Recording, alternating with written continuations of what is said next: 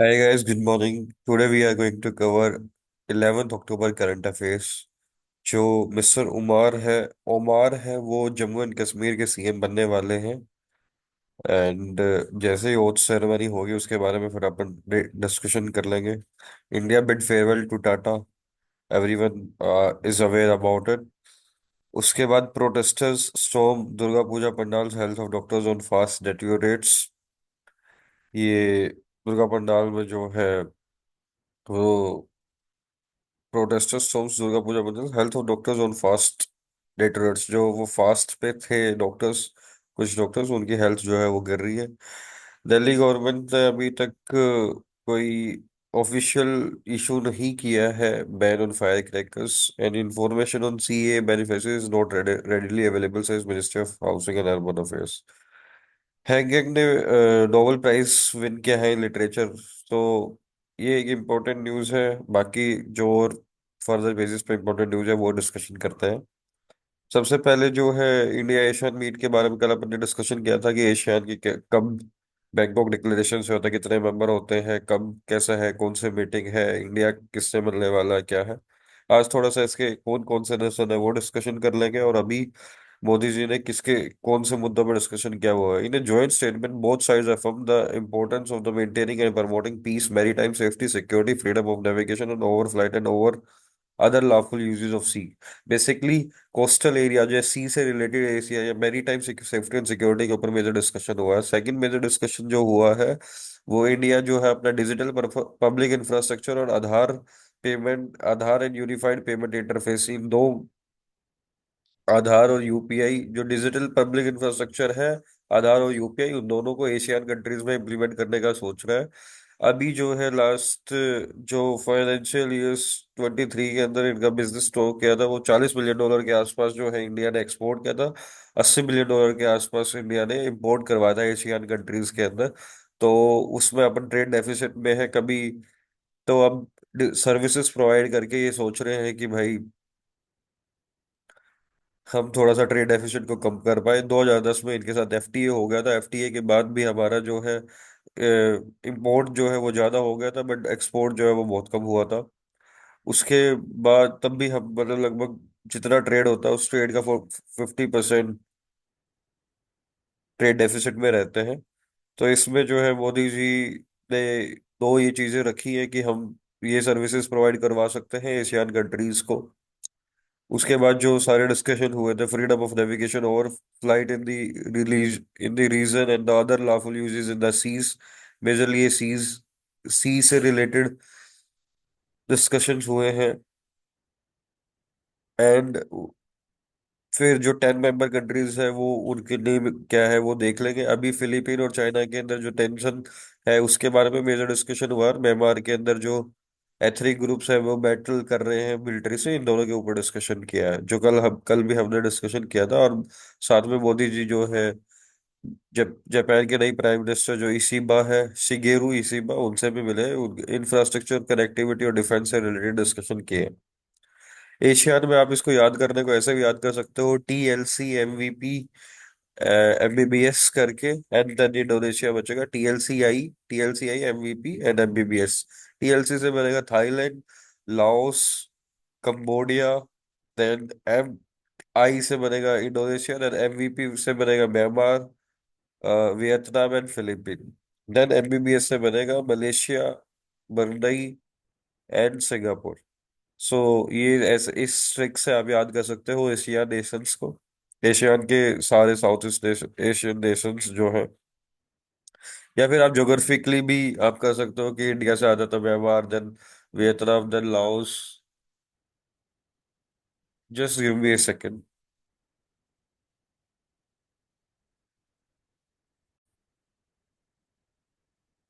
So let's head towards another news in numbers. American में जो unemployment benefits उठा रहे हैं वो 2.58 लाख ने एनरोल किया है लास्ट वीक के अंदर। Number of labour days achieved in Himachal Pradesh 344 हुए हैं। डेथ टोल इन गाजा वो अभी तक से 7 अक्टूबर 2023 से 42,000 प्लस लोगों को डेथ हो चुकी है। कोकेन कैन सीज किया गया है दिल्ली के अंदर, 200 kg नमकीन के पैकेट्स में मिला था जो कि 2,000 करोड़ की वर्थ है। And percentage of newly elected Jammu and Kashmir करोड़पति एमएलएज आर 84%। वो मिस्टर रतन टाटा जी का जो जर्नी है, मैं एक बार उसके थ्रू भी आपको, उसकी जर्नी के थ्रू भी आपको मैं गाइड गाइड करना चाह रहा था। उसमें यह है कि 9 दिसंबर 28 1937 के अंदर इनका जन्म हुआ था टू सुनी एंड नेवल टाटा इन बॉम्बे, जो कि अभी मुंबई है। 1962 के अंदर ये ग्रेजुएट्स हुए थे आर्किटेक्चर में from Cornell, joins for Tata Group as an assistant at Tata Industries, undergoes 6 months of training at Tata Engineering and Locomotive Company in Jamshedpur, now Tata Motors जो की है। फिर 1963 में टाटा स्टील जमशेदपुर फैसिलिटी में इन्होंने ट्रेनिंग कंटिन्यू की। 69 में इन्होंने टाटा ग्रुप को रिप्रेजेंटेटिव किया ऑस्ट्रेलिया के अंदर। 70 के अंदर ये फिर इंडिया आए थोड़े टाइम के लिए, एंड इन्होंने टीसीएस के ऊपर काम करना चालू किया। देन 1971 में डायरेक्टर इंचार्ज बन गए नेल्को के, एक जो कि टाटा की कंपनी फेल हो रही थी।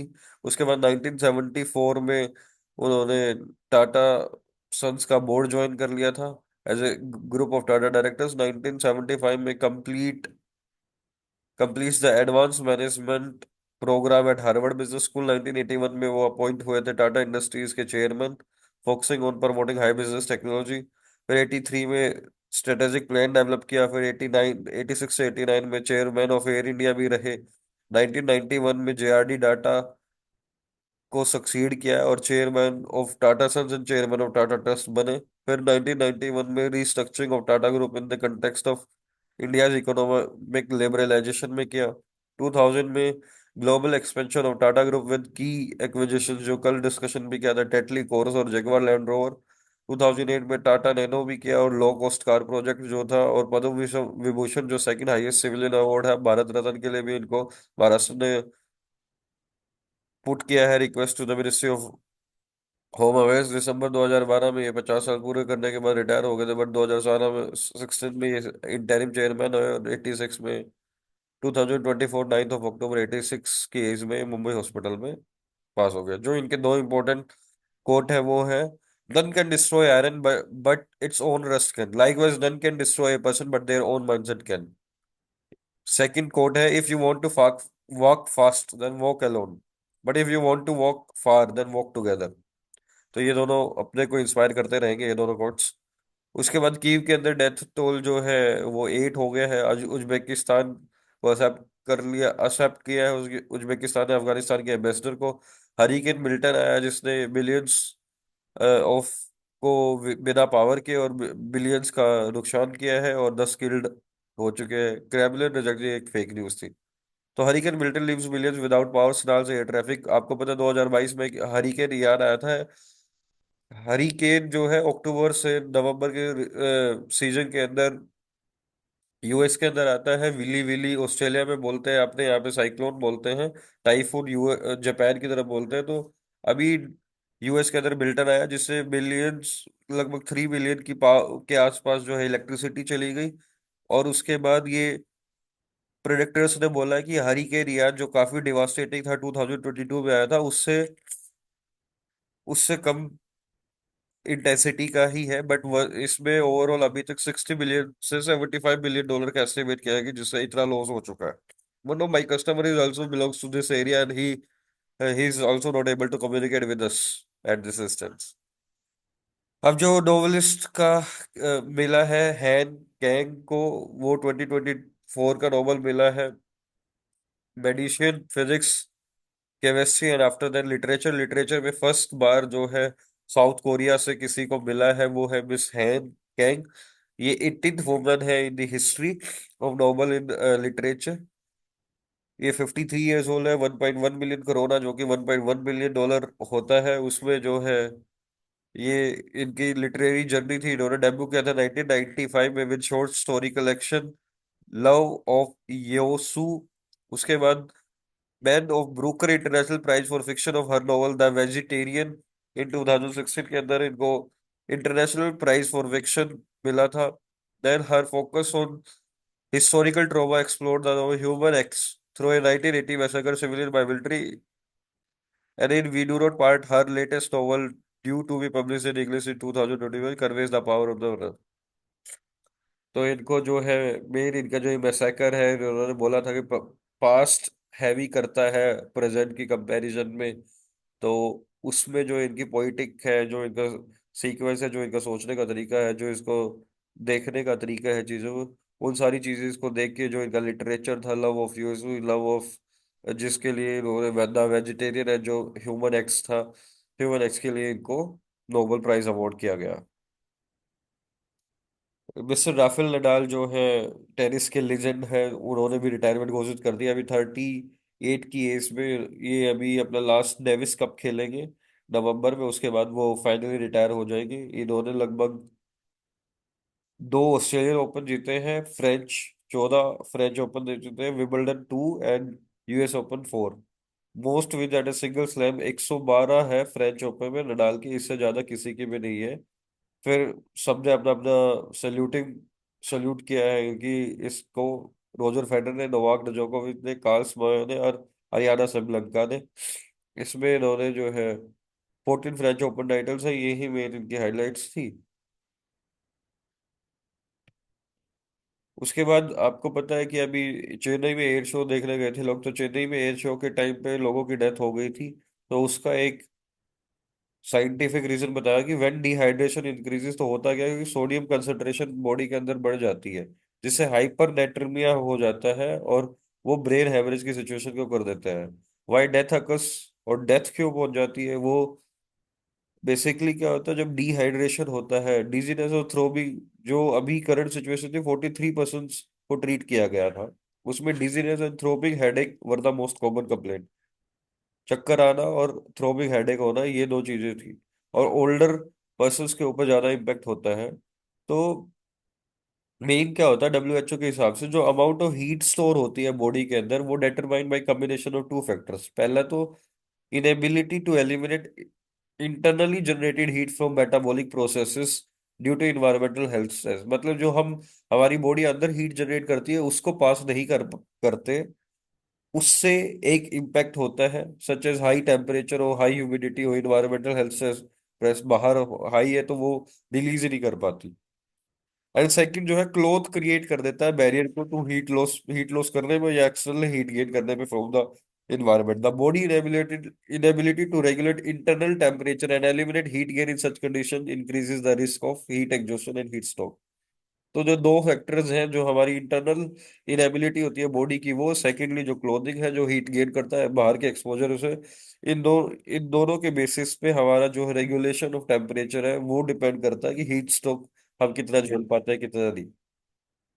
जब एक पर्सन कॉन्स्टेंट एक्सपोजर होता है हीट के ऊपर, वो अपनी बॉडी का कोर टेम्परेचर इंक्रीज कर लेता है मोर देन 40.6 डिग्री सेल्सियस। जब उससे ज्यादा हो जाता है 40.6 डिग्री सेल्सियस से, वो उसको हम हीट स्ट्रोक बोलते हैं। स्वेटिंग से होता है heat exposure, sweating heat exposure से होता है, जिससे डिहाइड्रेशन होता है, उससे ब्लड जो है वो थिकर हो जाता है, उसकी सर्कुलेशन जो है रुक जाती है या सही से नहीं होती, उससे एकदम से ड्रॉप हो जाता है ब्लड प्रेशर का और सेचुरेशन लेवल्स का, उससे फिर हीट स्ट्रोक बढ़ता है। बॉडी का मेटाबॉलिज्म का पर्टिकुलर टेम्परेचर 38 से 39 डिग्री सेल्सियस होता है। जब टेम्परेचर बिल्ड होता है बॉडी के अंदर, वो डिजीनेस आती है और स्वेटिंग आती है। ये नॉर्मल फिजियोलॉजिकल प्रोसेस है। एक्सेसिव स्वेटिंग से क्या होता है कि एक्सेसिव स्वेटिंग होती है कॉन्स्टेंट हीट एक्सपोजर से, उससे डिहाइड्रेशन हो जाती है, उससे ब्लड थिकर हो जाता है, फिर सर्कुलेशन डिफिकल्ट हो जाती है, फिर वो drop in blood pressure and blood level, saturation levels पे हो जाता है, उससे फिर वो हीट स्ट्रोक आ जाता है। और 40 डिग्री से ज्यादा हो जाता है तो वो एंजाइम मेडिएटेड रिएक्शंस को भी अफेक्ट करता है। तो इसलिए जब इनका ओवरऑल ये जब करते हैं ये, या कूल इन्फ्यूज करते हैं, कूल सलाइंस या कोल्ड ब्लैंकेट करते हैं, ताकि टेम्परेचर को 100 से 101 डिग्री फ़ारेनहाइट में ले आए और जल्दी से बंदे का टेम्परेचर या कोर का टेम्परेचर नॉर्मल कर दिया जाए। तो अपने water is very very important. आप अगर हीट वाले एरिया में जा रहे हो तो वाटर लेना चाहिए। Fortunes of India's billionaire for जब 40% फोर्ब्स की लिस्ट ने बताया है कि इंडिया के 100 रिचेस्ट टाइकून जो है वो सरपास कर चुके हैं trillion dollar mark for the first time, reaching 1.1 trillion dollar, more than double what it was in 2019. 119.5 million dollar worth है मुकेश अंबानी की। सो टॉप 100 जो है लोगों के पास, 1/3 ऑफ इंडिया जीडीपी है। तो इनकम डिस्पैरिटी देख लो कितनी है। Today's word of the day, posture. Posture का मतलब है मतलब है a person who habitually pretends to be something he और सी इज नॉट, मतलब fraud basically. Thank you, have a nice day.